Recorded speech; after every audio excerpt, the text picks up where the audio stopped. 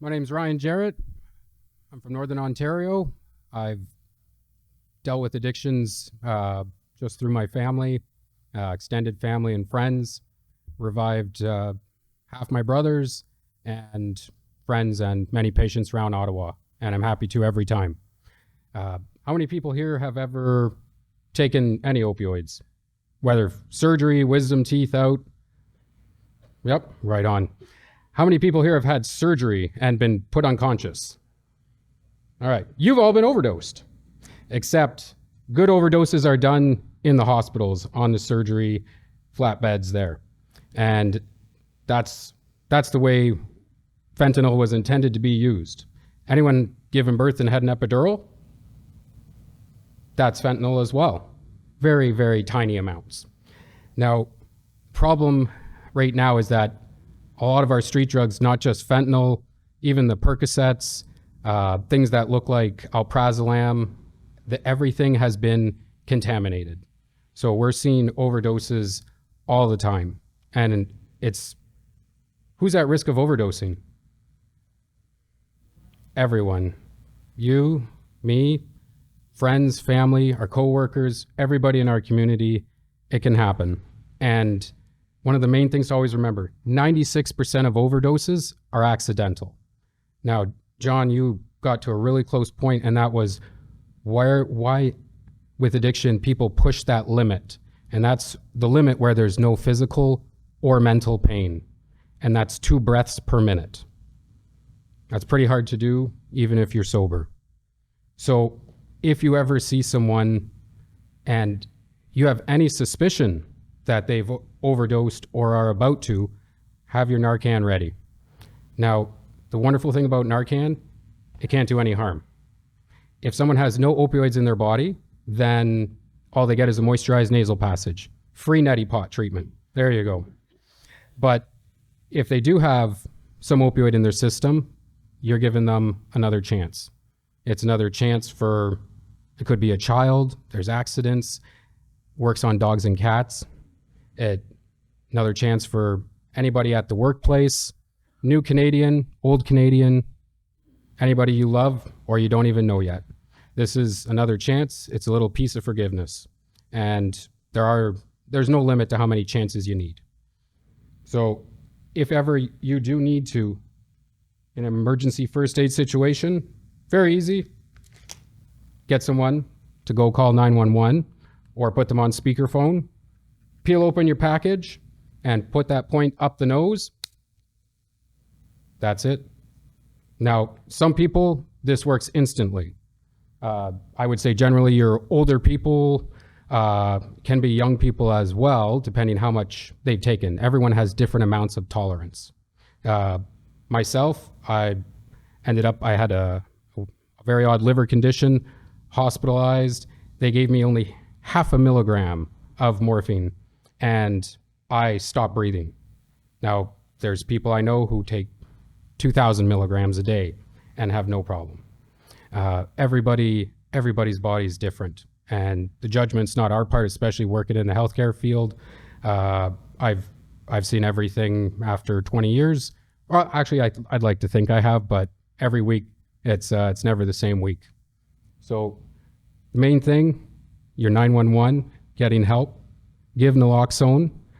There's 2 sprays in every kit. So usually I say, if they haven't woken up by the time you give the first spray, get the second one ready, put that up the second nostril, and start your CPR.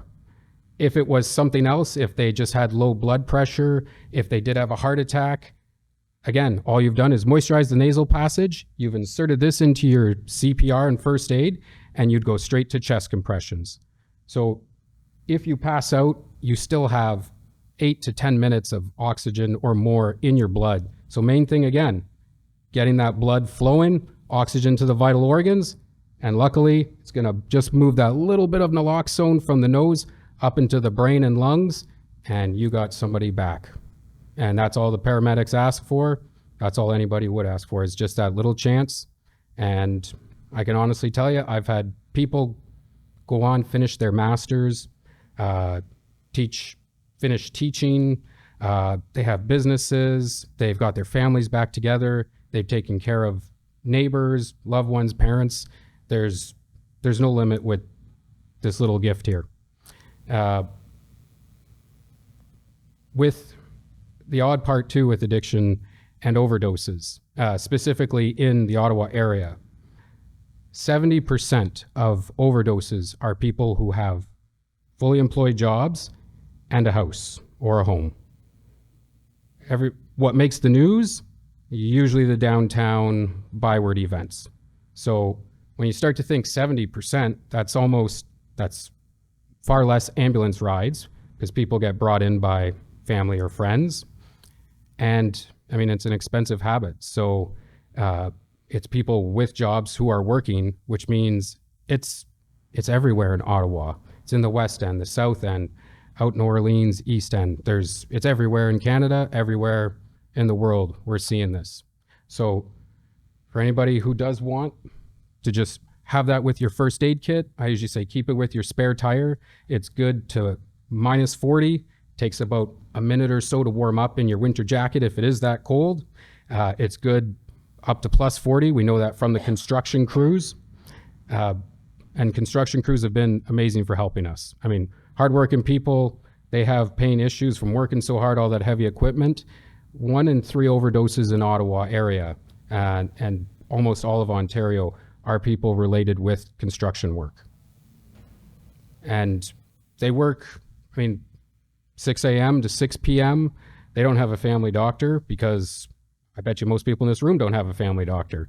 That's a whole part of the crisis. So why wait and emerge for a Tylenol or Advil prescription when somebody you work with probably can give you some pain medication? That's not the best route though. We have several recovery clinics. They're called Recovery Care around Ottawa. One kind of in each corner of Ottawa. Bell's Corners is where I work. We have one in the East End in Vanier, one in Byward, and in the South End of town as well. Our doctors don't even take appointments. It's just Monday to Friday, roughly between 8 and 3 or 4. Walk in. If anybody ever does need help, please send them our way. Everything's covered if you have Canadian healthcare card, and even if you're not, the doctors find a way to make things work for you. So, main thing, keep naloxone around. You don't always have to keep it in the pencil case. There's just some other first aid supplies in there. But I just carry these little packs around myself. And basically remember, there's no reason not to give this.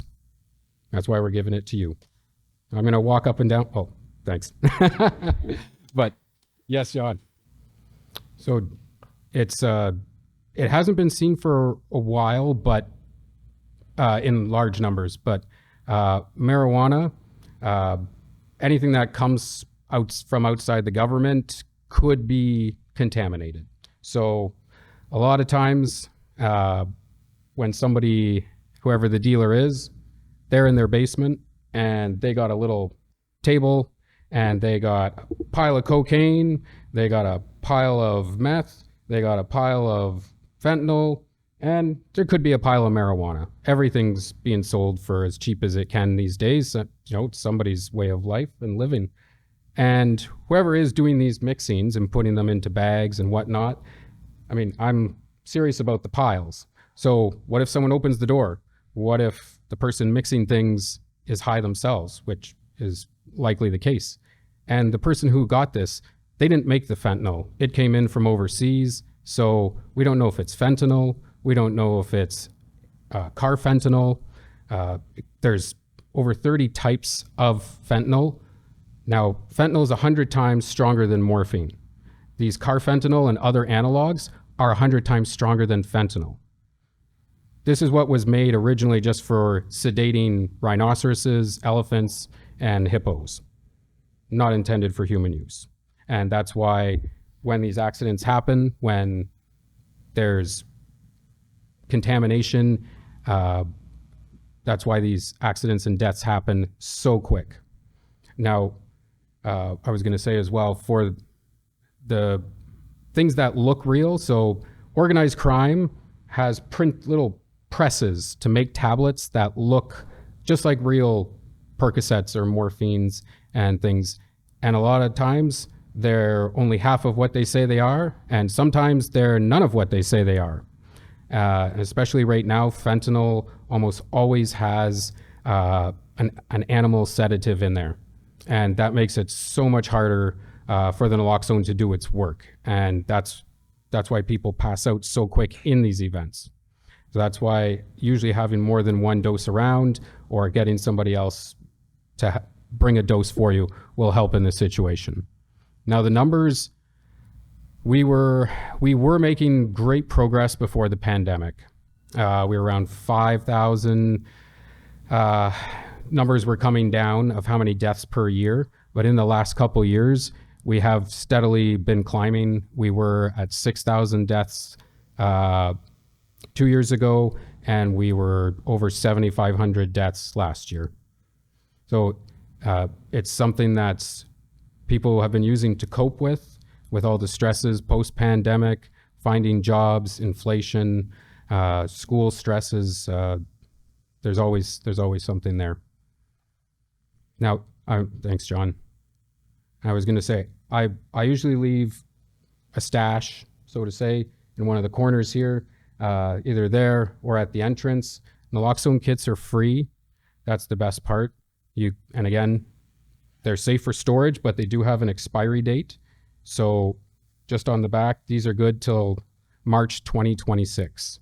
So if you do have any at home, if you're not sure the expiry date, take an extra one home and always have them ready whenever.